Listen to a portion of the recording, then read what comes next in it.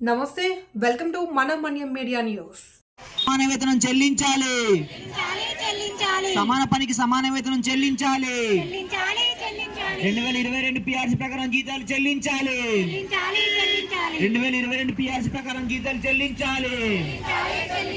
పోరాడి తీరుతాం, పోరాడి తీరుతాం, పోరాడి తీరుతాం. We want, we want, we want. పోరాడి పోరాడి పోరాడి తీరుతాం, పోరాడి పోరాడి పోరాడి తీరుతాం. సమాన పనికి సమాన వేతనం చెల్లించాలి, సమాన పనికి సమాన వేతనం చెల్లించాలి, 2022 పిఆర్సీ ప్రకారం జీతాలు చెల్లించాలి, 2022 పిఆర్సీ ప్రకారం జీతాలు చెల్లించాలి.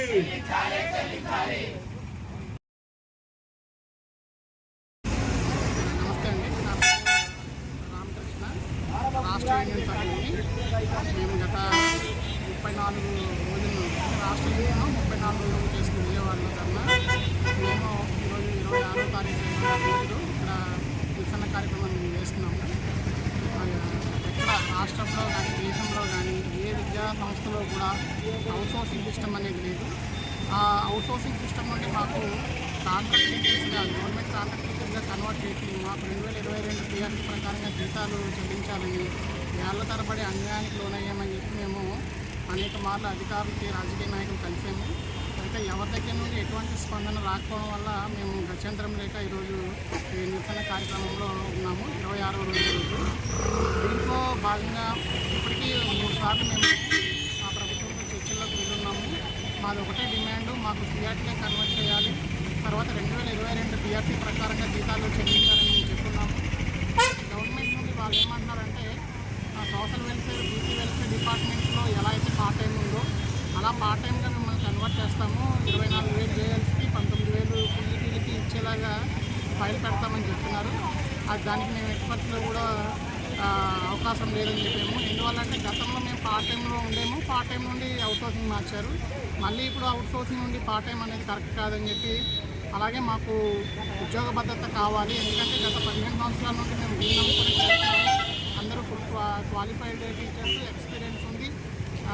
గిరిజన విద్యార్థుల యొక్క ఉన్నతమైనటువంటి భవిష్యత్తు కోసం మేము అహర్నిశలు కృషి చేస్తున్నాం. కాబట్టి మా యొక్క ఏదైతే డిమాండ్ ఉందో అది న్యాయబద్ధమైంది. కాబట్టి దాన్ని మా ప్రియతమ ముఖ్యమంత్రి వర్యులు నారా చంద్రబాబు నాయుడు గారు కానీ, లేదా విద్యాశాఖ మంత్రి లోకేష్ గారు కానీ, మా మినిస్టర్ గారు గుమ్మడి సంజయ్ గారు కానీ మాకు న్యాయం చేస్తారని ఎంతో నమ్మకంతో ఉన్నాము.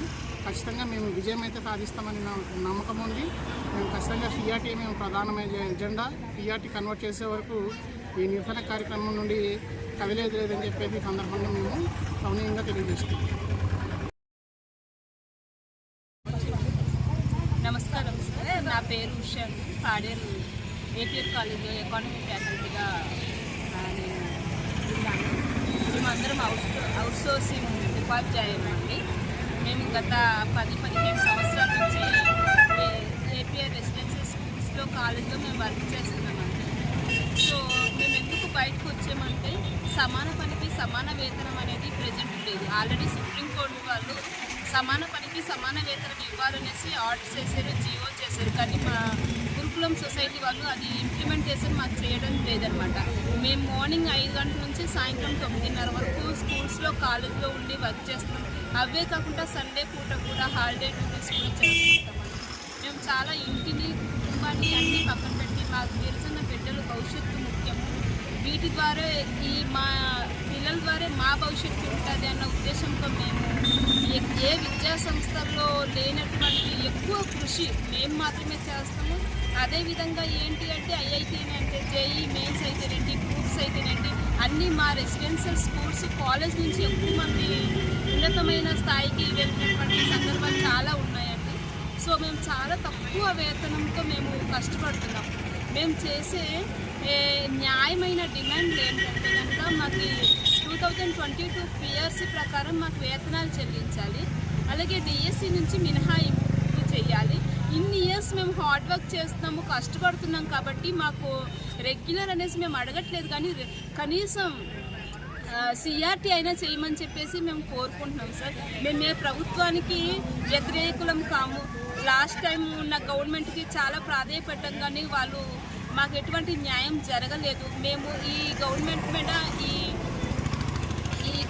తెలుగుదేశం ప్రభుత్వం మీద అలాగే ఈ కూటమి ప్రభుత్వం మీద మేము ఆధారపడి మాకు న్యాయం జరుగుతుంది అనేసి మేము శాంతియుతంగా నిరాహార దీక్ష అనేది మేము చేయడం జరుగుతుంది.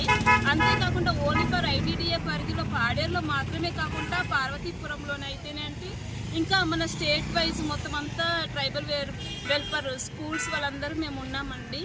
కేవలము మా రాష్ట్ర యూనియన్ పిలుపు మేరకే మేము బయటకు వచ్చామనేసి ముందుగా మీకు తెలియజేస్తున్నాము.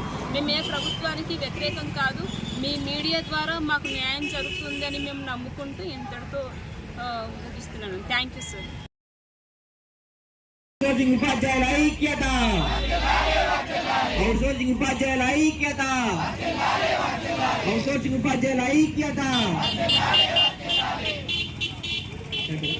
మన మన్యం వార్తా విశేషాలను వీక్షించేందుకు మన మన్యం న్యూస్ యూట్యూబ్ ఛానల్ని సబ్స్క్రైబ్ చేసుకోండి.